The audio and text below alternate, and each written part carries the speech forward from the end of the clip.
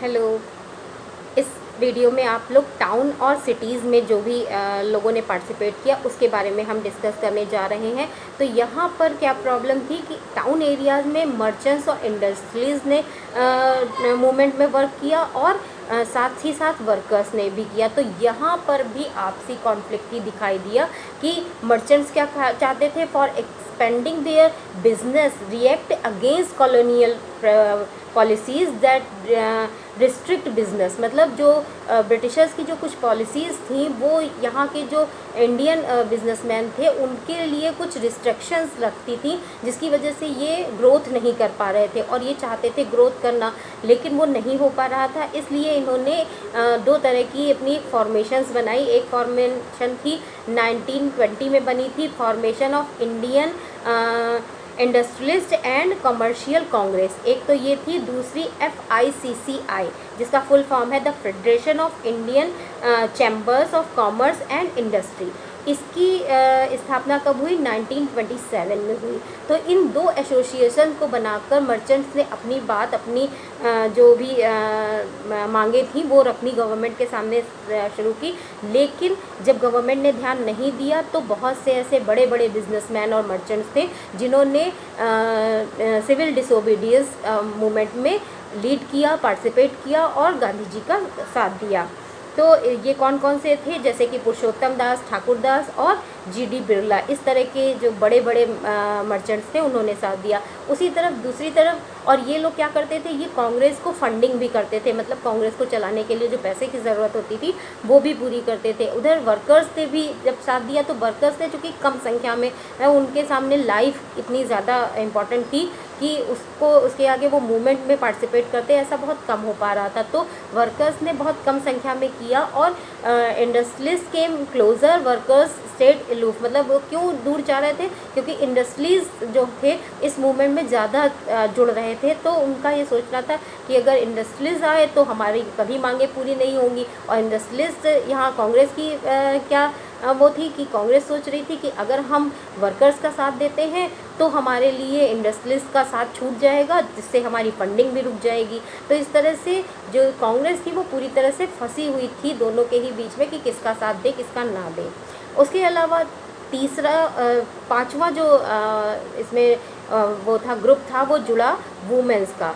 Non corporation में women's ने कोई भी साथ नहीं दिया था, वो किसी भी तरह से पार्टिसिपेट नहीं कर रही थी। जबकि सिविल डिसोबीडियंस में वुमेंस ने बढ़ चढ़ के भाग लिया, ना केवल कंट्री साइड में और सिटीज़ में और टाउन्स में भी।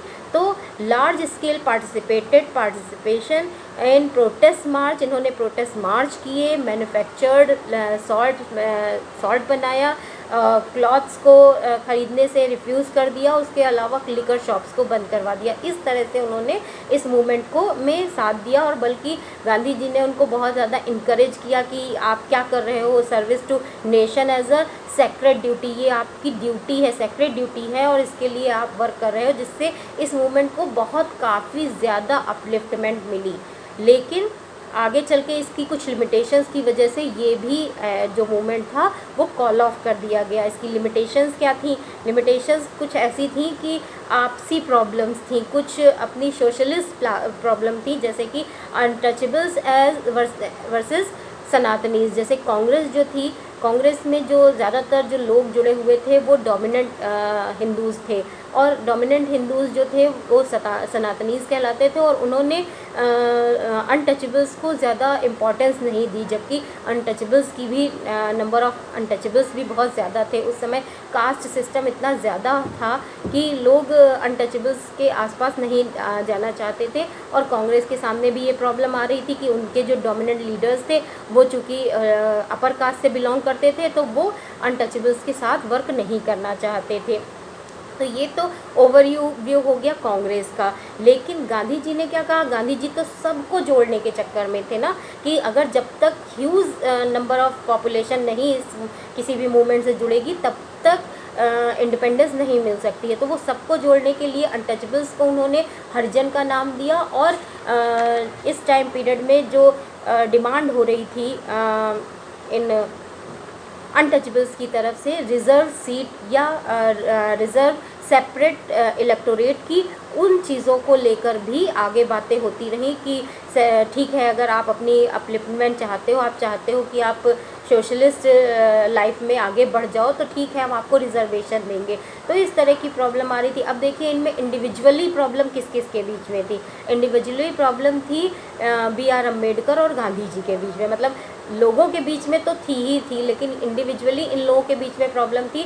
जब डिमांड हुई अनटचेबल्स की तरफ से कि हमें रिजर्व सीट दी जाए, हमें सेपरेट इलेक्टोरेट दिया जाए, तो गांधी जी इस चीज़ पर अलग हो गए कि आप अलग सेपरेट इलेक्टोरेट की मांग क्यों कर रहे हो। इससे तो हमारी जो यूनिटी है वो टूटेगी, और यूनिटी टूटेगी तो हम बाहरी जो पावर है उसको बाहर नहीं निकाल पाएंगे। तो यहाँ पर थोड़ी सी प्रॉब्लम हुई थी कि ऑर्गेनाइज दलित इनटू डिप्रेस क्लासेस एसोसिएशन, बहुत सी डिप्रेस क्लासेस की एसोसिएशन बनी जिसे दलित कहा जाता है। उसके अलावा इन्होंने सेपरेट इलेक्टोरेट की मांग रखी। उस पर गांधी जी ने क्या कहा, उन्होंने कहा हम हड़ताल करेंगे, इस तरह से नहीं होता है कि आप सेपरेट इलेक्टोरेट ले लीजिए, ऐसे तो मुस्लिम्स ले लें और ऐसे आप ले लीजिए, जो हमारी एकता और हमारी जो पावर है वो कम हो रही है।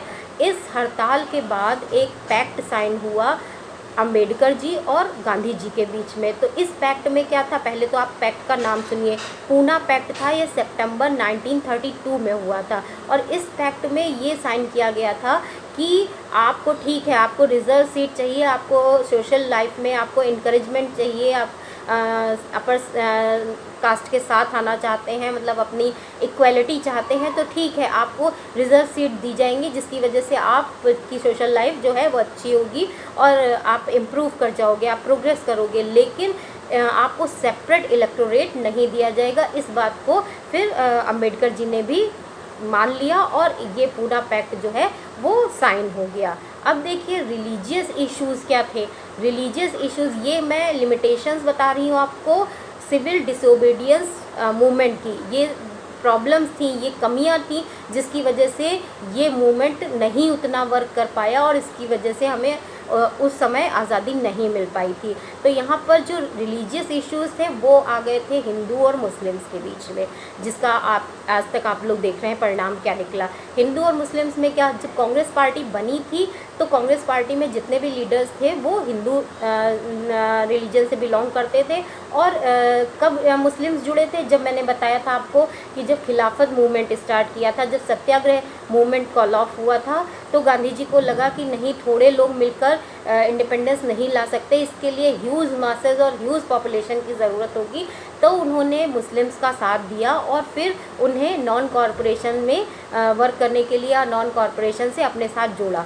तो जब ये लोग जुड़े तो कम संख्या में थे, तो ज़्यादातर डोमिनेशन या ज़्यादातर जो डिसीजंस थे कांग्रेस के वो हिंदूज़ के पक्ष में जाते थे। तो मुस्लिम्स क्या थे, अपने आप को अलग थलग महसूस करते थे। जब उन्होंने सोचा कि जब हमारे भले के लिए कुछ काम हो ही नहीं रहा है, मतलब यहाँ पर अपना मेरा अपना बात आ गई, तो वहाँ पर मुस्लिम लीग फॉर्मेशन हुई, मुस्लिम लीग की स्थापना हुई, मतलब मुस्लिम्स ने अपना अलग एक एसोसिएशन बना ली। अब ये एसोसिएशन जब अलग बनी तो फिर से वही, जैसे अनटचेबल्स ने कहा था कि हमें रिजर्व सीट चाहिए, हमें सेपरेट इलेक्टोरेट चाहिए, वही मांग मुस्लिम लीग ने भी उठा दी कि हमें भी इसी तरह से सेपरेट सीट्स चाहिए और सेपरेट इलेक्टोरेट चाहिए, जिसका फ़ायदा उठाया किन्होंने, ब्रिटिशर्स ने इसका फ़ायदा उठाया।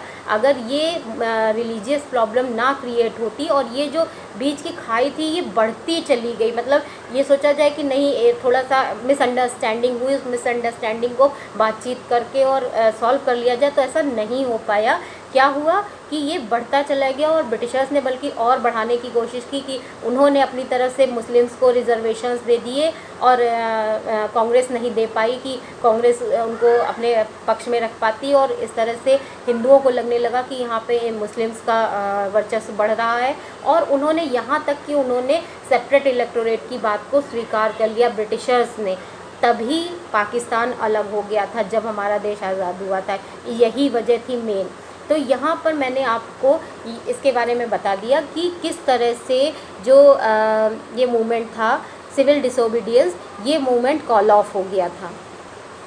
अब हम चैप्टर के लास्ट पोर्शन में आ गए हैं। चैप्टर का लास्ट पोर्शन क्या है, जब हम the sense of collective belongings पढ़ेंगे और क्विट इंडिया मूवमेंट पढ़ेंगे। तो क्विट इंडिया मूवमेंट इसमें ज़्यादा नहीं दिया है, मतलब खाली एक अचीवमेंट की हाँ किस तरह से हमें इंडिपेंडेंस मिला उस पर ही आधारित है। यहाँ पर मेन है सेंस ऑफ कलेक्टिव बिलोंगिंग, मतलब किस तरह से लोगों को एक साथ बिलोंग करने पर मजबूर किया जाए, कलेक्ट किया जाए, इस बारे में बताया गया कि नेशन कैसे नेशनलिज्म में बदला, कैसे ये पॉसिबल हो पाया, कैसे इस चीज़ को अचीव किया गया, कैसे अचीव किया गया।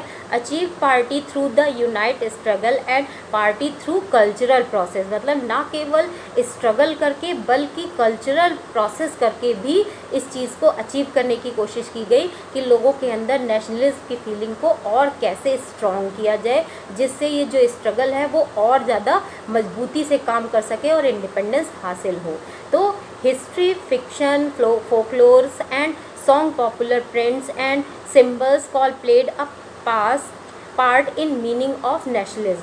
नेशनलिज्म की जो मीनिंग थी वो लोगों तक कैसे कैसे पहुंची, हिस्ट्री के माध्यम से पहुंची, फिक्शन, फोकलोर जो जहाँ तक कथाएं होती हैं उनके ज़रिए, सॉन्ग्स बने, बहुत से देशभक्ति पर आधारित बहुत सारे सॉन्ग्स बने जिसको सुनकर लोगों के अंदर फीलिंग्स जो थी वो जगने लगी।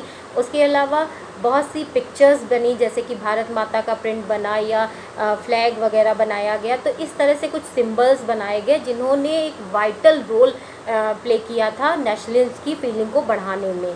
India came to be visualised with image of Bharat Mata. अब इसी समय भारत माता का इमेज भी विजुलाइज किया गया, जैसे कि आप लोगों ने यूरोप में पढ़ा था कि फ्रांस के लिए और जर्मनी के लिए जर्मेनिया और मरियन जैसे विजुलाइजिंग इमेजेस थी, उसी तरह से यहाँ पर भी भारत माता का व्यू रखा गया सबके सामने और एक पिक्चर सामने आई भारत माता की, जो मैं अभी मैंने सेंड भी किया था आपको, शायद आपने देखा और आपको समझा होगा। उसके अलावा वंदे मातरम जो था वो कंपोज किया गया किसके द्वारा, बंकिम चंद्र चट्टोपाध्याय के द्वारा।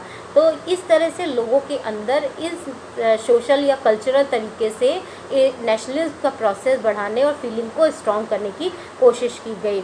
Movement to revive Indian folklores, और इसके अलावा बहुत से ऐसे राइटर्स थे जिन्होंने इस मूवमेंट को फोकलोर से जोड़ते हुए, जो जैसे साउथ इंडिया में रविंद्रनाथ टैगोर थे, और रविंद्रनाथ टैगोर वेस्ट बंगाल में थे, और नतेशा शास्त्री साउथ इंडिया में ऐसे राइटर्स थे जिन्होंने छोटी छोटी कहानियाँ जो देशभक्ति से जुड़ी हुई थी, जिससे नेशनलिज्म की फीलिंग स्ट्रॉन्ग होती है।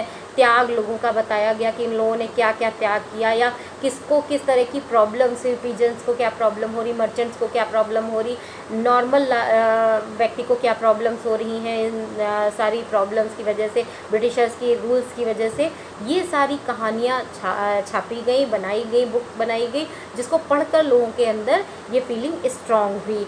इस तरह से ये एक फ्लैग भी बनाया गया था, जो हमारा फ्लैग है उससे थोड़ा डिफरेंट फ्लैग था कि ट्राई कलर में तो था, लेकिन उसमें लोटस की पिक्चर्स थी और चांद और सूरज की थी, जैसे हिंदू मुस्लिम को एक रखता कलेक्ट करने की बात हुई। इस तरह की पहले एक फ्लैग बना, उसके बाद दूसरा फ्लैग बना था जिसमें बीच में चक्र की जगह चरखा था, जो कि गांधी जी को के सिंबल के रूप में यूज़ होता है। तो इस तरह से फ्लैग बनते गए जो एक सिंबल की तरह यूज़ किए जाते रहे, और हमारी जो हिस्ट्री थी उसे इंटरप्रिटेशन की दी गई, ताकि जो ब्रिटिशर्स ने फैला दिया था कि आपकी हिस्ट्री तो बेकार है, ब्लैक एरा है, उसमें किसी तरह का कोई इनकरेजमेंट नहीं है, आप लोग पिछड़े हुए हो, आपको अच्छी कल्चरल लाइफ हम दे सकते हैं क्योंकि हम लोग बहुत ज़्यादा एक्टिव हैं, हमारी जो कल्चरल लाइफ है वो इम्प्रूव है, आपकी बहुत घटिया है। इस तरह की बातें ब्रिटिश राइटर्स के द्वारा की गई थी, उसको इम्प्रूव करने की कोशिश की गई। और हमारी हिस्ट्री में मराठास के टाइम में, मुगल्स के टाइम में जो ग्लोरियस टाइम पीरियड रहा, उस चीज़ को लोगों को दर्शाया गया, वो चीज़ लोगों को याद दिलाई गई कि हाँ इस तरह की हमारी हिस्ट्री है, हमारी हिस्ट्री ब्लैक एरा नहीं है। तो इस तरह से नेशनलिज्म की जो फीलिंग थी उसे अपलिफ्टमेंट मिली, उसे प्रोग्रेस मिली, और लोगों ने फिर से यूनाइट होकर वर्क करना स्टार्ट किया। तभी स्टार्ट हुआ था क्विट इंडिया मूवमेंट। ये स्टार्ट हुआ था 1942 में। अब सोच लीजिए 1942 में ये मूवमेंट स्टार्ट हुआ, उसके 5 साल बाद हमें इंडिपेंडेंस मिला। तो कितना लंबा टाइम पीरियड, मतलब पहले जो सिविल डिसोबीडियंस था वो 1932 में ख़त्म हुआ था, और उसके बाद 10 साल का समय लग गया जब ये सारे इश्यूज़, कास्ट सिस्टम वाले कास्ट इश्यूज़ और रिलीजियस इश्यूज़ चलते रहे। उसके बाद भी जब क्विट इंडिया मूवमेंट लॉन्च किया गया तब गांधी जी ने एक स्पीच दी, डू एंड डाई की। तो ये क्या थी, ये 14 जुलाई 1942 को कांग्रेस वर्किंग कमेटी ने इसको पास किया था वर्धा में, और ये क्विट इंडिया मूवमेंट था और इसको नाम दिया गया था। और इसमें डू एंड डाई वाली स्पीच दी गई कि करो या मरो, मतलब अब कुछ नहीं रह गया है, अब ब्रिटिशर्स को जाना ही पड़ेगा, हम या तो उनका विरोध करेंगे या मर जाएंगे, मतलब हम किसी भी तरह से बिना इंडिपेंडेंस लिए नहीं रह सकते, अब हमको आज़ादी चाहिए ही चाहिए और ब्रिटिशर्स को जाना ही पड़ेगा। तो इस तरह से मैंने आपको ये पूरा नेशनलिज्म इन इंडिया का चैप्टर समझा दिया। आई थिंक आपको समझ में आ गया होगा।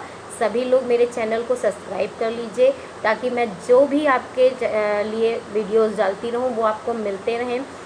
एक बार चैप्टर पढ़ने के बाद जब आप मेरे इन तरह से वीडियोस को देखेंगे तो आपको पूरा चैप्टर का ओवरव्यू मिल जाएगा और आपके दिमाग में उसके जो व्यूज़ हैं, जो उसके मेन पॉइंट्स हैं, वो बिल्कुल क्लियर रहेंगे एज अ स्टोरी। ठीक है, ओके, बाय।